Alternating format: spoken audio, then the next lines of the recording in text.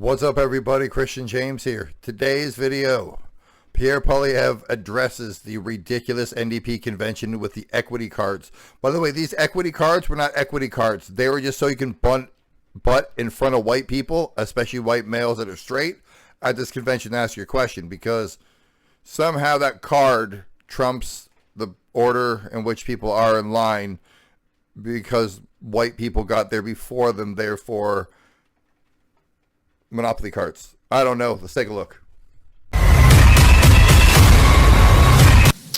Thank you. We'll now take questions from reporters. Please identify yourself and your outlet. One question and one follow-up, please. Harrison Faulkner, Juno News. Last weekend at the NDP convention, we saw the use of equity cards to determine speaking order based on skin color, the flying of the Palestinian and Venezuelan flags on stage, and frequent breakdown and debate over misgendering and pronouns. What's your reaction, sir, to the NDP becoming the subject of international mockery? Well, this has been the approach of the Liberals and the NDP for the last 10 years.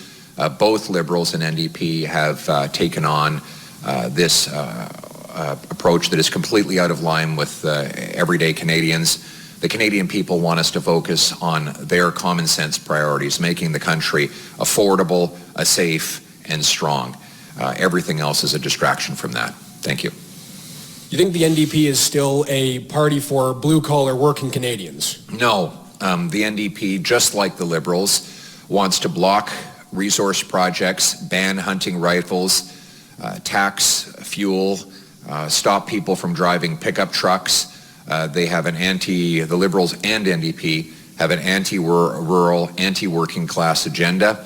Over the last 10 years of NDP Liberal policies, we've seen the working class completely screwed over, unable to buy homes, unable to afford fuel and food, confiscated of their legitimate hunting rifles and their way of life. Only conservatives will stand up for the hardworking people who build this country. We will ensure you can drive your pickup truck, you can put fuel in it, you can afford food for your family, that you're safe on your streets, that you have the right to defend yourself on your property, and that the good, solid, traditional Canadian values that built this country will do so again. Thank you. A reasonable man to run such a ridiculous country. He's not in charge yet, but at some point people have to smarten up. I don't know if any of you that are watching me saw the NDP conference. It's in my last video. It's absurd, okay? You have people holding cards, right? And the card, I think, just allows you to butt in front of white people. And if it's not white people, it's straight people. And if it's not white people and straight people, it's able people. It's absurd, the fact that somebody thought these cards, and you'd be like, hey, excuse me, white person, checkmate. And then the person's supposed to take the card, like, what do you want me to do with this? This card says, I'm more important than you. So please move, because what I have to say holds more value than you because you're a white person. I don't know what the word is for that, but it seems like it would be racism. The idea that that's okay, like imagine the same thing if I'm holding a card and I just hand it to a black person or an Asian person or anybody that's not white, even a purple person, like, excuse me, purple person, this allows me to get ahead of you. Why? Because I have the card. One card to rule them all. I have a card. That's what was happening.